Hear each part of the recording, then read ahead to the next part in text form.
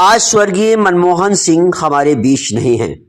वो देश के पूर्व प्रधानमंत्री थे।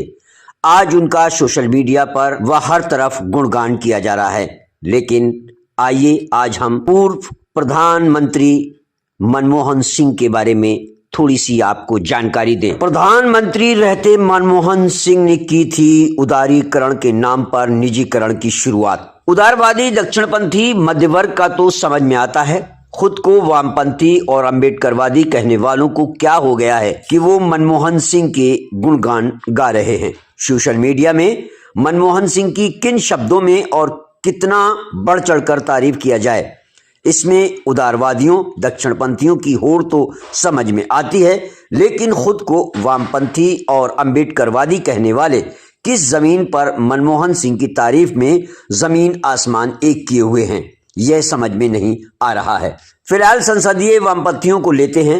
सबको याद होगा कि जब मनमोहन सिंह की सरकार न्यूक्लियर डील के नाम पर पूरी तरह अमेरिका की गोद में बैठने का निर्णय लिया था, तो वामपंथी पार्टियों ने उनकी सरकार से समर्थन वापस ले लिया था। उनका यह निर्णय सही भी था। यह सिर्फ अमेरिका की गोद में बैठना नहीं था, बल्कि पश्चिमी साम्राज्यवाद विरोध की स्वतंत्रता आंदोलन की बची कुची थोड़ी सी विरासत को भी अंतिम तौर पर खत्म करने का निर्णय था।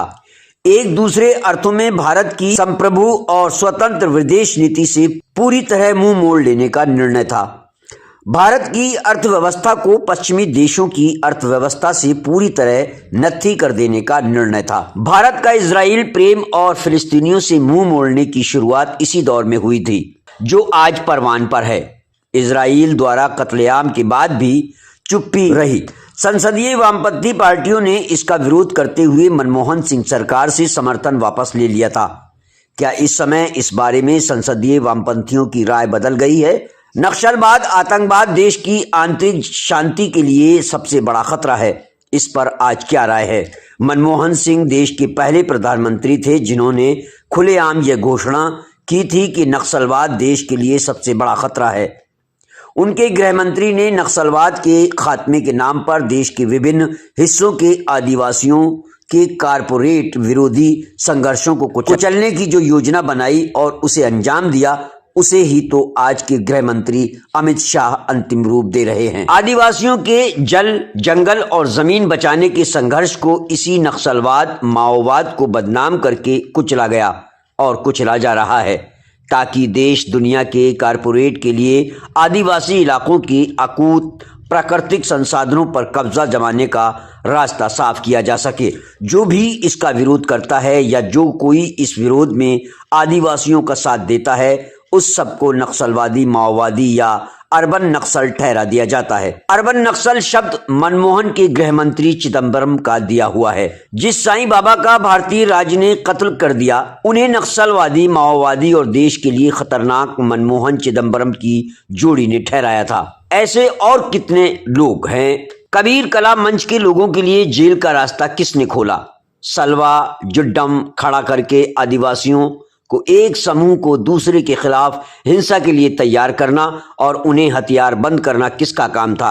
आतंकवाद को मुस्लिम आतंकवाद का पर्याय भी इस दौर में बनाया गया है। मनमोहन सिंह की सरकार में कितने मुस्लिम नौजवानों को आतंकी के नाम पर मारा गया। बाटला हाउस कांड तो सबको याद ही होगा। निर्दोष अफजल गुरु को आतंकी ठहराकर किसके दौर में और किस तरह फांसी दी गई?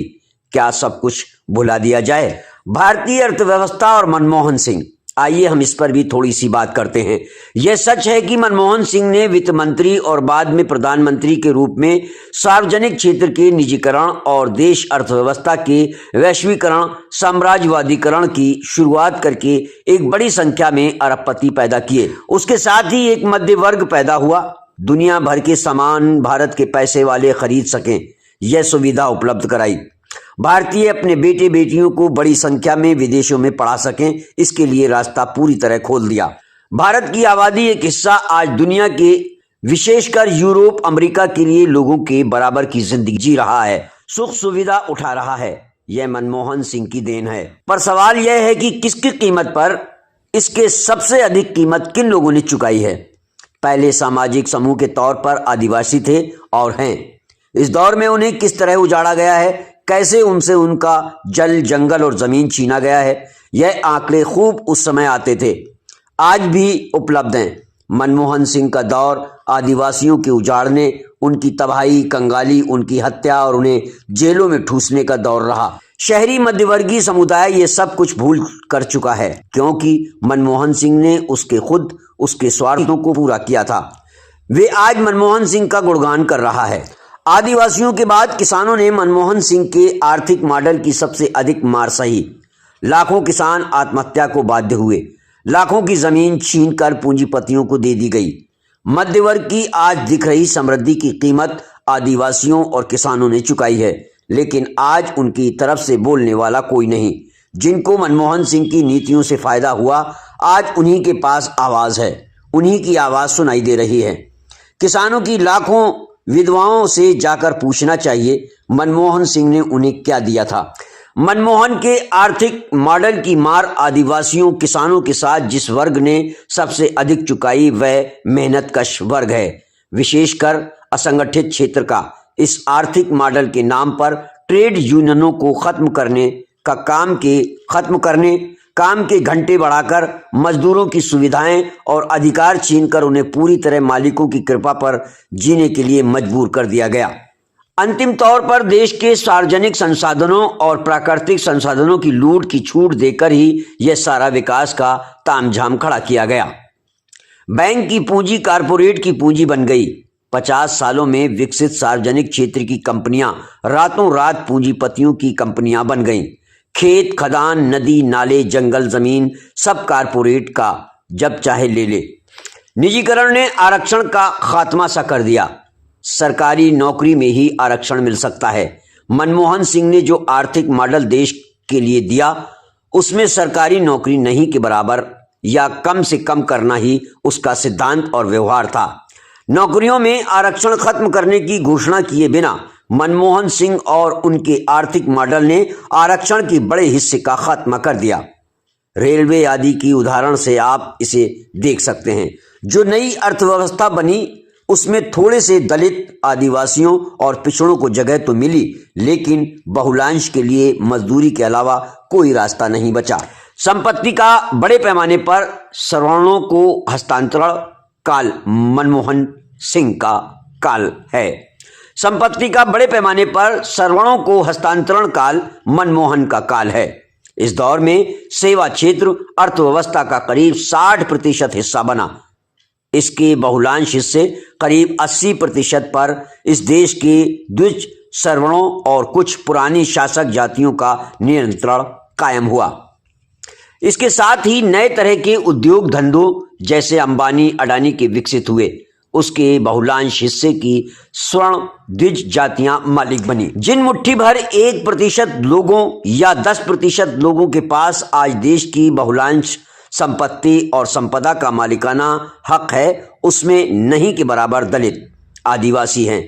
पिछड़े की संख्या भी बहुत ही कम है। इसी मॉडल के चैंपियन मनमोहन सिंह जी थे। जो जिसका खाता है वह उसका गाता है। भारत का शासक वर्ग और उसकी झूठन पाने वाला भारत का मध्य वर्ग आज मनमोहन सिंह का गुणगान कर रहा है।